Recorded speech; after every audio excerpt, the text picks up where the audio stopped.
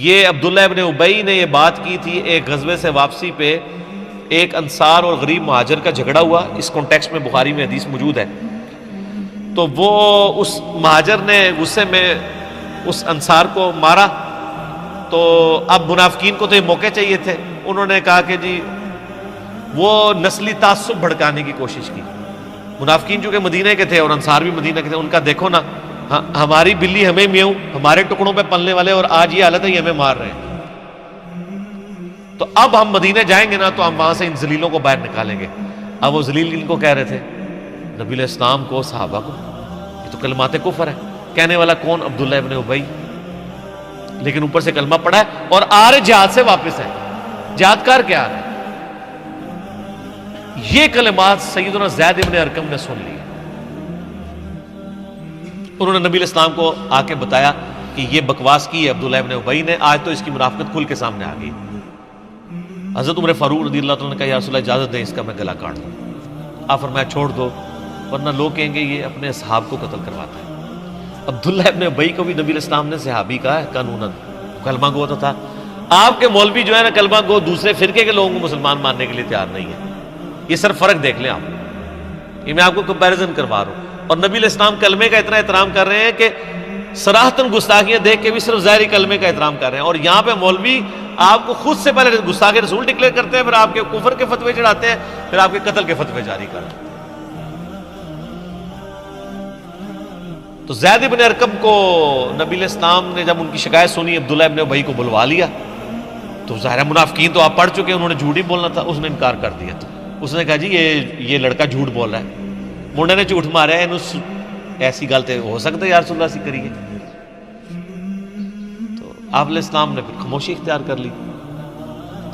تو زید ابن ارقم کہتے ہیں مجھے بڑا دکھ ہوا اس بات کا کہ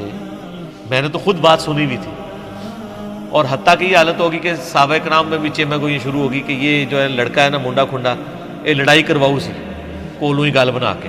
کیونکہ نبی علیہ السلام نے بہانہ جو قبول کر لیا اب اس کا، اب کوئی مطلب وہ ویڈیو ریکارڈنگ تو ہے نہیں تھی، اور علم غیب تو ہے ہی نہیں تھا نا، وہ تو بعد میں پیدا ہوا ہے نا۔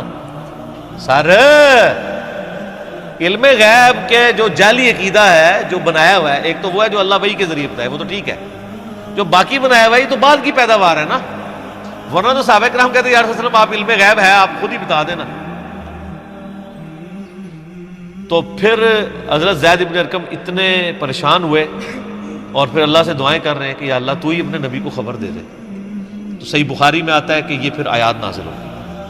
کہ انہوں نے یہ بات کی ہے، اور سیم وہ جملہ جو عبداللہ ابن ابی نے بولا تھا نا، تو وہ یہی بولا تھا لَإِن رَجَعْنَا إِلَى الْمَدِينَةِ لَيُخْرِجَنَّ الْأَعَزُّ مِنْهَا الْأَذَلَّ۔ پھر تو ظاہر قرآن بچنا تھا، لیکن نبی اسلام فرمایا چھوڑو درگزر کرو،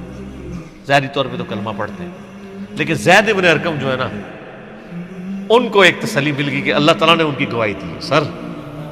قیامت تک جب یہ آیات پڑھی جائیں گی تو کس کا ذکر ہوگا؟ زید ابن ارقم، سابقون الاولون میں سے، جن کا دار ارقم تھا، جس طرح ہماری اکیڈمی دار ارقم ہے، کیونکہ نبی علیہ السلام کو تو بیت اللہ شریف میں دعوت و تبلیغ کا کام نہیں کرنے دیتے تھے نا، وہ تو آپ نے گھر دار ارقم، اسی کے اوپر وہ جماعت اسلامی انہوں نے اسکول بھی بنائے ہوئے ہیں دار ارقم، کہ نبی علیہ السلام کا وہ ایک اکیڈمی تھی جس میں آپ لوگوں کو تعلیم دیا کرتے تھے۔ اور یہ یعنی سینئر صحابہ میں سے ایک تو شروع میں مسلمان ہوئے اور آخر میں فوت ہونے والے مسلمانوں میں سے۔ غدیر خم کی حدیث بھی سر زید ابن ارقم نے روایت کی ہے، صحیح مسلم کی، قرآن اور اہل بیت۔ اور جو جامعہ ترمذی میں حدیث ہے کہ پہلا شخص جو اسلام لایا وہ علی ابن ابی طالب ہے، وہ اس حدیث کے راوی بھی زید ابن ارقم ہے۔ ٹھیک ہو گیا۔ اور پھر جنگ صفین کے موقع پہ جب مولا علی نے صحابہ کرام کو کھڑے کر کے غدیر خم کی حدیث سنائی اور پھر کہا کہ نبی علیہ السلام نے یہ بھی فرمایا تھا کہ من کنت مولاہ فہذا علی مولاہ، تو 24 صحابہ نے وہاں گواہی دی۔ ایک بندہ کہتا ہے کہ میں وہاں سے اٹھا، اور وہ بندہ اٹھنے والا خود ابو طفیل عامر بن واصلہ صحابی تھے جو سب سے آخر میں فوت ہوئے 110 ہجری میں۔ یہ صحابی، ان کے بعد دنیا میں کوئی صحابی نہیں تھا، یہ 100 سال حضور کے بعد زندہ رہے، ابو طفیل عامر بن واثلہ حضرت علی کے شیعہ میں سے تھے، جنگ جمل صفین نہروان میں بھی رہے اور اس جنگوں کے بھی تقریباً 60-70 سال کے بعد فوت ہوئے، اور ان کی حدیثیں نبی علیہ السلام سے بھی ہیں اور حضرت علی علیہ السلام سے بھی ہیں، یعنی ڈائریکٹ، چونکہ یہ کہتے ہیں میں بہت چھوٹا تھا جب میں نے نبی علیہ السلام کو دیکھا تھا، 7-8 سال کا۔ تو ابو طفیل بن عامر بن واصلہ کہتے ہیں میں یعنی اٹھا، یہ میں نے سارے کربلا ریسرچ میں ڈالی ہوئی حدیثیں، سنن نسائی الکبریٰ سے، مسند احمد سے، ابن ابی عاصم کی کتاب السنہ سے۔ تو کہتے ہیں جب میں نے حضرت علی کے بارے میں یہ سنا نا، من کنت مولا فہذا علی مولا، تو غدیر خم پہ تو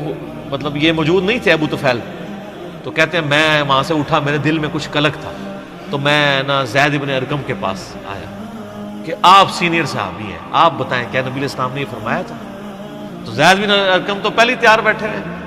ان کا مجھے چند باتیں یاد ہیں، ان میں سے یہی ہے کہ آپ علیہ السلام نے خم نامی گاؤں میں ہمیں اپنی وفات سے 1.5-2 مہینے پہلے خطبہ دیتے ہوئے کہا تھا اپنے بعد 2 بھاری چیزیں چھوڑ کے جا رہا ہوں، ان میں سے پہلی چیز اللہ کی کتاب ہے، اس میں ہدایت ہے، اس میں نور ہے، اس کو پکڑو، اپنا تعلق اس کے ساتھ مضبوط کرو، اللہ کی کتاب اللہ کی رسی ہے، جو اسے پکڑے گا ہدایت پہ ہوگا، جو چھوڑ دے گا گمراہ ہو جائے گا۔ دوسری بھاری چیز میرے اہل بیت ہیں، اور میں تمہیں اللہ کا خوف دلاتا ہوں اہل بیت کے معاملے میں، 3 دفعہ فرمایا تھا۔ اور پھر آپ علیہ السلام نے مولا علی کا ہاتھ وہاں پہ پکڑ کے صحابہ میں یوں بلند کیا اور کہا من کنت مولا فہذا علی مولا، جس کا مولا میں اس کا مولا علی، اے اللہ اس سے محبت رکھ جو علی سے محبت رکھے، اس سے دشمنی رکھ جو علی سے دشمنی رکھے۔ تو یہ ہے زید بن ارقم۔ مزید کچھ عرض کر دیں زید بن ارقم کے بارے میں؟ اسی حدیث کے کانٹیکسٹ میں نا جو میں بتا رہا ہوں، امام بخاری نا اسی سورت المنافقون کی آیت نمبر 8 جو ہم پڑھ رہے ہیں، اس کے کانٹیکسٹ میں یہ پوری حدیث لے کے آئے ہیں کہ زید بن ارقم نے وہ عبداللہ ابن ابی کی بات سن لی تھی، نبی علیہ السلام کو بتایا تو عبداللہ ابن ابی نے جھوٹی قسم کھا لی، پھر آیات نازل ہوئی۔ پھر امام بخاری ساتھ ایک اور حدیث لے کے آئے ہیں، اس میں الفاظ ہیں کہ جب واقعہ ہرہ ہوا، یعنی یزید نے چڑھائی کر کے مدینہ شریف کو پامال کیا، کئی صحابہ اور تابعین کو قتل کیا، ان کی عورتوں کے ساتھ برائی والا معاملہ ہوا جو کچھ، کیونکہ شہادت حسین علیہ السلام کے بعد اہل مدینہ نے یزید کی بیعت توڑ دی تھی کہ اب تو کوئی جواز ہی نہیں رہا کہ تم نے یعنی نواسہ رسول کو قتل کر دیا ہے، ان کے ساتھیوں کو، کہ ہم تمہیں امیر المومنین مانیں۔ پھر یزید نے فوج بھیجی تاکہ اہل مدینہ کو دوبارہ بیعت میں وعدہ کیا جائے، نہیں تو ان کو قتل کیا جائے، اور وہی ہوا، وہ بیعت تو نہیں کی، تو اس نے مدینہ 3 دن کے لیے حلال کیا اپنی فوجوں پہ، انہوں نے جس طرح ظلم کیا، واقعہ ہرہ۔ تو بخاری میں وہ حدیث اسی موقع پہ ہے کہ واقعہ ہرہ کے موقع پر انس ابن مالک کہتے ہیں کہ میں بڑا غمگین تھا۔ انس ابن مالک کون؟ 93 ہجری میں فوت ہوئے، نبی علیہ السلام کے بعد 82 سال زندہ رہے، اور 10 سال حضور کو وضو کروانے والے، حضور کے بچوں کی جگہ، انس ابن مالک۔ تو انس ابن مالک کہتے ہیں میں بڑا غمگین تھا کہ اتنے مدینہ شریف میں قتل و غارت کروایا ہے یزید نے، تو میں بڑا غمگین تھا، تو مجھے زید ابن ارقم نے ایک خط لکھا، اور اس خط میں انہوں نے لکھا کہ انس ابن مالک آپ کو غمگین ہونے کی ضرورت نہیں ہے، کیا ہمیں حضور نے پہلے نہیں بتایا تھا کہ ہمارے انصار مدینہ کے ساتھ یہ ظلم ہوں گے؟ اور کیا نبی علیہ السلام نے یہ نہیں کہا تھا کہ اے اللہ انصار پر رحم فرما، ان کی اولاد پہ رحم فرما؟ ہمیں تو حضور کی دعاؤں کا حصہ ملا ہوا ہے، انہوں نے اگر ہمارے ساتھ ظلم بھی کیا ہے دنیاوی طور پہ، یعنی اسلام کو غلبہ دلانے والے تو انصار تھے، آج آل امیہ اگر قابض ہو گئی ہے اور انصار کو بیک فٹ پہ کر دیا ہے تو کیا ہوا؟ ہمیں رسول اللہ کی دعائیں ملیں گی۔ تو آپ کو انس ابن مالک یاد نہیں ہے کہ حضور نے ہمارے لیے دعائیں کی ہوئی ہیں؟ تو وہ جب خط انس ابن مالک نے پڑھا نا اور اپنے ساتھیوں کو پڑھ کے سنایا کہ دیکھو مجھے زید ابن ارقم نے خط لکھا ہے تسلی کا، تو پھر انس ابن مالک نے کہا کہ جانتے ہو یہ زید ابن ارقم کون ہے؟ ہائے ہائے ہائے، یہ وہی ہے جس کے بارے میں قرآن میں آیت نازل ہوئی تھی، یقولون لئن رجعنا الی المدینہ لیخرجن الاعز منها الاذل۔ جب عبداللہ ابن ابی نے جھوٹی قسم کھا لی تھی تو اس شخص کے اللہ تعالیٰ نے توثیق قرآن میں نازل کر دی، یہ اس شخص بندے کا میرے پاس خط آیا ہے۔ انس ابن مالک جیسا بندہ بھی کہہ رہا ہے کہ مجھے زید ابن ارقم کا خط ہے، حالانکہ انس ابن مالک خود کتنی بڑی شخصیت ہے، سبحان اللہ۔